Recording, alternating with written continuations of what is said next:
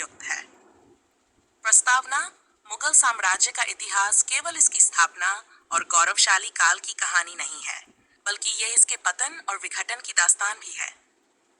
बाबर द्वारा 506 में स्थापित यह साम्राज्य वो 8वीं शताब्दी के प्रारंभ तक भारतीय उपमहाद्वीप पर अपनी ताकत और प्रभाव के चरम पर था। परंतु औरंगजेब की मृत्यु के पश्चात मुगल सत्ता तेजी से बिखरने लगी और स्थानीय शक्तियां स्वतंत्र होने लगीं। आइए विस्तार से जानते हैं कि मुगल साम्राज्य के विघटन के कारण, घटनाक्रम और उसके प्रभाव क्या रहे। मुगल साम्राज्य की कमजोरी की नींव: औरंगजेब की नीतियां।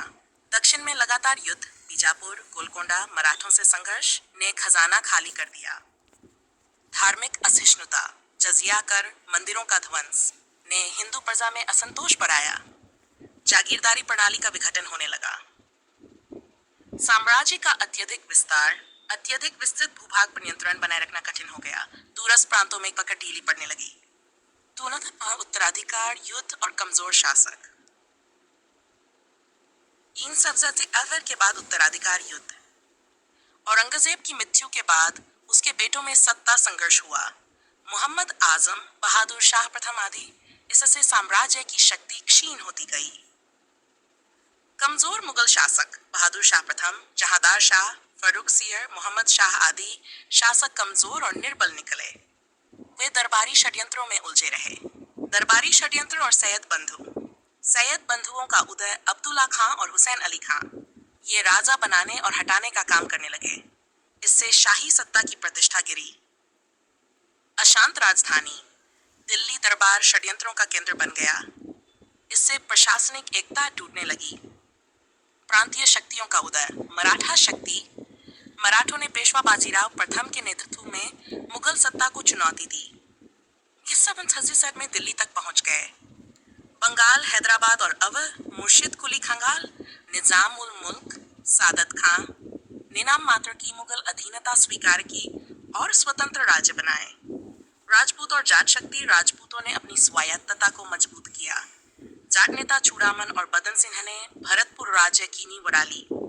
सिखों का उत्थान: गुरु गोबिंद सिंह और बंदा बहादुर के नेतृत्व में सिखों ने मुगलों से संघर्ष किया और पंजाब में अपनी शक्ति स्थापित की। विदेशी आक्रमणों ने बढ़ाई दुर्दशा: नादिर शाह का आक्रमण: नादिर शाह ने दिल्ली पर हमला किया, कत्ले आम मचाया और कोहिनूर तथा खत्ते ताउस लूट कर ले गया। इससे मुगल साम्राज्य की रही सही प्रतिष्ठा समाप्त हो गई। अहमद शाह अब्दाली के आक्रमण: अब्दाली ने 1910 बार भारत पर आक्रमण किया और 1961 की तीसरी पानीपत की लड़ाई में मराठों को पराजित किया। यूरोपीय कंपनियों का हस्तक्षेप: अंग्रेजों और फ्रांसीसियों की बढ़ती शक्ति: मुगल सत्ता के कमजोर होते ही अंग्रेजों और फ्रांसीसियों ने अपने अपने गवर्नर और सेनापति नियुक्त कर भारतीय राजनीति में हस्तक्षेप बढ़ाया। प्लासी की लड़ाई: प्लासी की विजय ने बंगाल में अंग्रेजी सत्ता की नींव रखी और मुगलों की औपचारिक सत्ता भी बेमानी हो गई। सेट: आंतरिक प्रशासनिक कमजोरियां। जागीरदारी का पतन: जागीरदार अपने अपने इलाकों में स्वायत्त बन गए और कर वसूली में मनमानी करने लगे।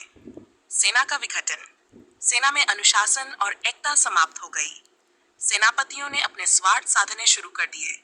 राजस्व व्यवस्था का पतन: कृषकों पर करों का अत्यधिक बोझ पड़ा, जिससे वे विद्रोह करने लगे।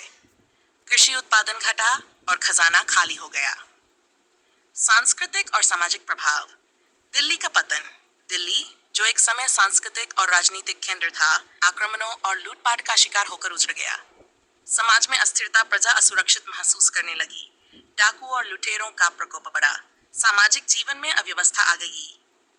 मुगल साम्राज्य का औपचारिक अंत: बहादुर शाह जफर और के स्वतंत्रता संग्राम के बाद अंग्रेजों ने बहादुर शाह जफर को अपदस्थ कर रंगून भेज दिया। इसके साथ ही मुगल साम्राज्य का औपचारिक अंत हो गया। निष्कर्ष: मुगल साम्राज्य का विघटन अनेक आंतरिक और बाहरी कारणों से हुआ। अयोग्य शासक, निरंतर युद्ध, दरबारी षड्यंत्र, प्रांतीय स्वायत्तता, विदेशी आक्रमण और यूरोपीय हस्तक्षेप ने इस महान साम्राज्य को बिखेर दिया। हालांकि मुगल शासन का राजनीतिक प्रभाव समाप्त हो गया, लेकिन उनकी सांस्कृतिक और स्थापत्य धरोहर आज भी भारत की विविधता और इतिहास की गवाही देती है। यदि आप चाहें तो मैं इस स्क्रिप्ट में समय रेखा चार्ट